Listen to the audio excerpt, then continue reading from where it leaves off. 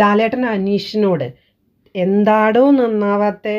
ഞാൻ വളരെ ജെനുവിനാണ് ലാലേട്ട, അതുകൊണ്ടാണ്. ലാലേട്ടൻ താൻ ജെനുവിനാണെന്ന് മറ്റുള്ളവരല്ലേ പറയേണ്ടത്?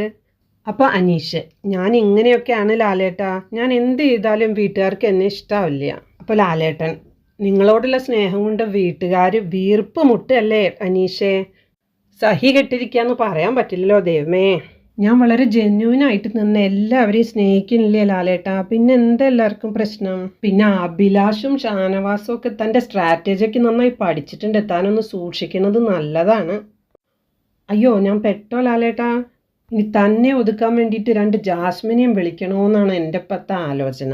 ആ റിയാസിനെ മാത്രം ഇറക്കി വിടല്ലേ ലാലേട്ടാ. നിങ്ങൾ പഴയ ബിഗ് ബോസ് ഒക്കെ കണ്ട് അരച്ചു കലക്കി കുടിച്ചിട്ടാണ് വന്നിട്ടുള്ളതെന്നാണല്ലോ എല്ലാവരും പറയണത്. അഖിൽമാരെയും സാബുമോനെയൊക്കെ കണ്ടിട്ട് നീ എന്താ പഠിച്ചത് എൻ്റെ അനീഷേ? അപ്പം അനീഷ് ഇപ്പം കുറച്ച് മനസ്സിലായി വരുന്നുണ്ട് ലാലേട്ടാ. ഒരേ കാര്യം ഇങ്ങനെ വീണ്ടും വീണ്ടും പറഞ്ഞ് വെറുപ്പിക്കല്ലേ മോനെ, ലൈവ് കാണാൻ ആൾക്കാരില്ലാത്ത അവസ്ഥയായിപ്പോൾ. ഞാൻ അത്രയ്ക്ക് പോക്കാണോ ലാലേട്ടാ?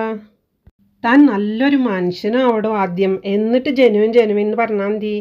തനിക്ക് കണ്ടോ കുറച്ചുകൂടെ സ്റ്റാർ കിട്ടിയായിരുന്നില്ലേ? ജിസേലിനെ നോക്കി ഇത്തിരി കൂടെ മനുഷ്യത്വം പഠിച്ചിട്ടുണ്ടായിരുന്നെങ്കിൽ.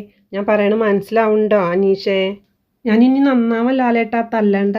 ഇതിലും കൂടുതൽ ഹിൻഡ് തരാനൊന്നും എനിക്ക് പറ്റില്ല അനീഷേ. നീ നല്ല മനുഷ്യനാവടോ, എന്നിട്ട് വിന്നറാവണ്ടേ. കാര്യം പിടികിട്ടിയ അനീഷ്, ഇപ്പം ടെക്നിക്ക് പിടികിട്ടി ലാലേട്ടാ. ഞാൻ നാളെ മുതൽ ജെന്യുവിനായിട്ടുള്ള മനുഷ്യനാവാൻ പോവാണ് മോനെ അനീഷേ. സവാരി ഗിരിഗിരി.